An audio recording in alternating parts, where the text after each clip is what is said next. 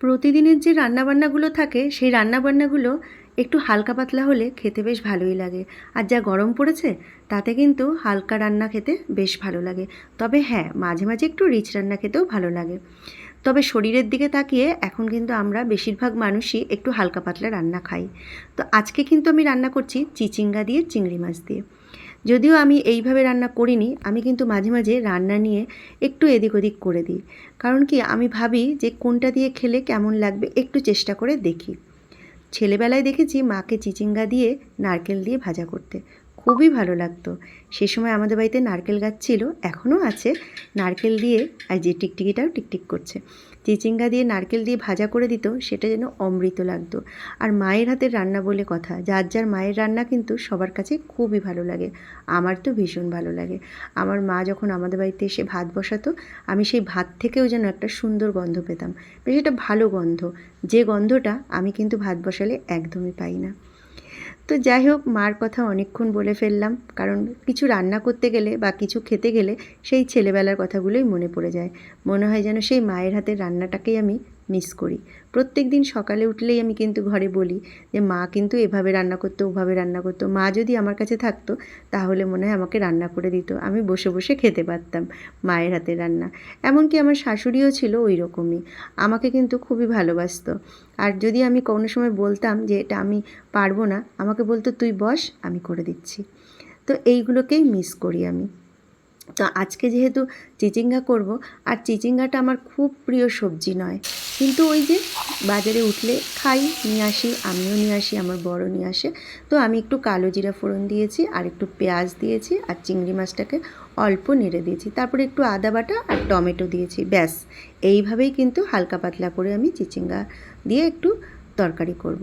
আর সেটাই আমার বন্ধুদের মধ্যে ভাবছি শেয়ার করে দেবো।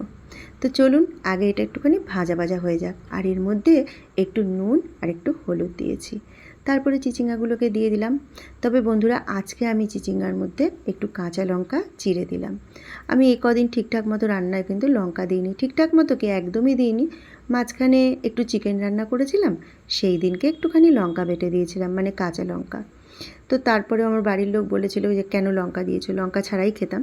তো দিয়েছি, ভাবলাম যে ঠিক আছে, মাংস তো একটু লঙ্কা না দিলে ভালো লাগবে না।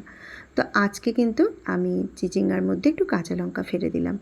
তবে সাথে পমফ্রেট মাছ রান্না করব, সেই ভিডিওটা আমার তোলা হয়নি।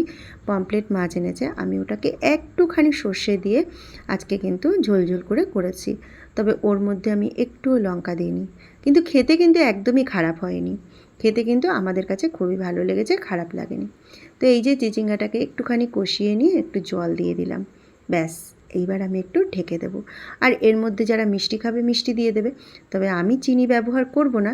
কিন্তু হ্যাঁ, মিষ্টি তো দেবই, আমি দেব একটুখানি ওই যে মিষ্টি যে ব্যবহার করা হয়, যেটা কি বলবো, সবার বাড়িতে একটু অতিরিক্ত মাত্রায় যদি কারো শরীরে চিনি থাকে তাহলে একটু অন্যরকম মিষ্টি ব্যবহার করা হয়, সেই মিষ্টি দিয়ে দেবো।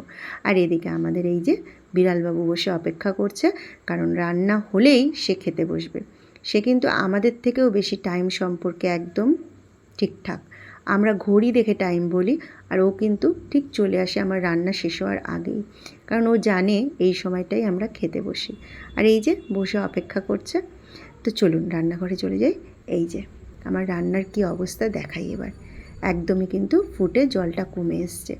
এবার আমি এটাকে একটুখানি ভেঙে ভেঙে দিচ্ছি, কারণ এইভাবে ভেঙে দিলে একটু মাখো মাখো ভাব আসবে, কারণ এর মধ্যে তো আমি আলু দিইনি। অনেকে আলু ব্যবহার করে, কিন্তু আমার ঘরে আলুটা সেভাবে চলবে না, তাই জন্য আমি আলু দিইনি। তবে মাকে দেখতাম এর ওপরে একটুখানি ময়দা কিংবা চালের গুঁড়ি ছড়িয়ে দিত, তো আমি কিন্তু সেটাও দিচ্ছি না। আমি দিয়ে দিলাম একটু ভাজা জিরে গুঁড়ো, আর ওই যে বললাম ওই যে আমি মিষ্টিটা দিয়ে দিলাম, ব্যাস। এইবার আরেকটু ভেঙে ভেঙে দিচ্ছি, দিয়ে একটু জলটা টেনে গেলেই আমার রেডি হয়ে গেল চিচিঙ্গা দিয়ে একদম চিংড়ি মাছ দিয়ে একটু ঝোলঝোল করা তরকারি। তবে আমি এই ভিডিওটা যখন পোস্ট করছি তার আগে তো আমার খাওয়া হয়ে গেছে চিচিঙ্গার তরকারিটা।